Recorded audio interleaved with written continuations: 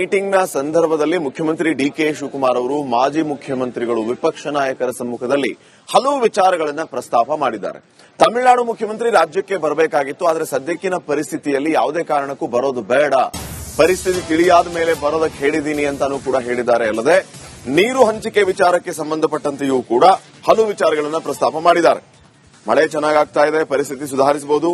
ನದಿ ನೀರಿನ ಹಂಚಿಕೆ ವಿಚಾರದಲ್ಲಿ ಸೌಹಾರ್ದತೆ ಅನ್ನುವಂಥದ್ದು ಬಹಳ ಮುಖ್ಯ.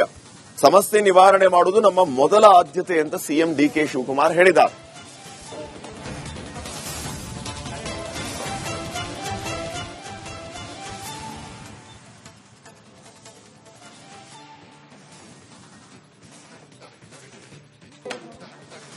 ನೋಡಿ, ಮಳೆ ಚೆನ್ನಾಗಿ ಆಗ್ತಾ ಇದೆ, ಪರಿಸ್ಥಿತಿ ಸುಧಾರಿಸಬಹುದು, ನೀರು ಸಂಗ್ರಹ ಆಗಿ ಸಮಸ್ಯೆ ಪರಿಹಾರ ಸಿಗಬಹುದು ಅನ್ನುವಂಥ ಮಾತನ್ನ ಡಿಕೆ ಶಿವಕುಮಾರ್ ಹೇಳಿದ್ದಾರೆ.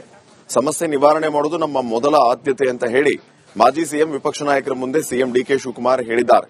ಇದೇ ಸಂದರ್ಭದಲ್ಲಿ ತಮಿಳುನಾಡು ಮುಖ್ಯಮಂತ್ರಿ ರಾಜ್ಯಕ್ಕೆ ಬರ್ತೀನಿ ಅಂತ ಹೇಳಿದ್ರು 3ನೇ ತಾರೀಕು, ಕಾವೇರಿ ಪರಿಸ್ಥಿತಿ ತಿಳಿಯಾದ ನಂತರ ಬರಬೇಕು ಅಂತ ಹೇಳಿದ್ದೇನೆ ಅಂತಾನೂ ಕೂಡ ಹೇಳಿದ್ದಾರೆ.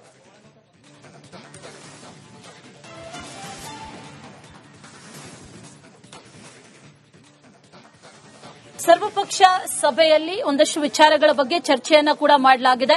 ಈಗ ಸದ್ಯಕ್ಕಿರುವಂತಹ ಜಲಾಶಯದಲ್ಲಿ ಇರುವಂತಹ ನೀರಿನ ಮಟ್ಟ, ಹಾಗೆ ರಾಜ್ಯದಲ್ಲಿ ಆದಂತಹ ಮಳೆಯ ಕೊರತೆ, ಇದೆಲ್ಲದರ ಬಗ್ಗೆ ಮಾಹಿತಿಯನ್ನ ಕಲೆ ಹಾಕಿದ ನಂತರದಲ್ಲಿ ಸಿಎಂ ಆ ಮಾಹಿತಿಯನ್ನ ಎಲ್ಲರಿಗೂ ಕೂಡ ನೀಡಿದ್ದಾರೆ. ಜೊತೆಗೆ ಈಗ ಇರುವಂತಹ ಪರಿಸ್ಥಿತಿ ಯಾವ ರೀತಿಯಾಗಿದೆ ಅದನ್ನ ಕೂಡ ಅದರ ಬಗ್ಗೆ ಕೂಡ ಮಾತಾಡಿದ್ದಾರೆ ಅನ್ನುವಂತಹ ಮಾಹಿತಿ. ಜಲಾಶಯಕ್ಕೆ ಸಹಜ ಹರಿವು ಇದೆ, ಒಳಹರಿವು ಕೂಡ ಉತ್ತಮವಾಗಿದೆ, ಹೊರಹರಿವು ಕೂಡ ಇದೆ ಅನ್ನುವಂತ ವಿಚಾರ.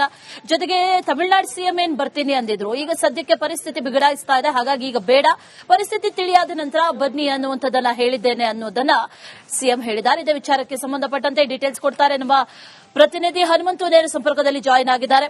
ಹನುಮಂತು, ಈಗಾಗಲೇ ಈ party meeting, all party meeting ಏನ್ ನಡೀತಾ ಇತ್ತು, ಸಾಕಷ್ಟು ಕಾರಣಗಳಿಂದಾಗಿ ಈ ಪಾರ್ಟಿ ಮೀಟಿಂಗ್ ಬಹಳ ಮುಖ್ಯ ಅನ್ನುವಂಥದ್ದು ಅನ್ನಿಸ್ಕೊಂಡಿದೆ. ಏನೇನ್ ಮಾತುಕತೆಗಳಾದ್ವು, ಏನೇನ್ ಚರ್ಚೆಗಳಾದ್ವು, ಯಾವ್ದಾದ್ರೂ ನಿರ್ಧಾರಕ್ಕೆ ಬಂದ್ರ ಕೊನೆಗೂ ಕೂಡ ಡೀಟೇಲ್ಸ್ ಏನಿದೆ?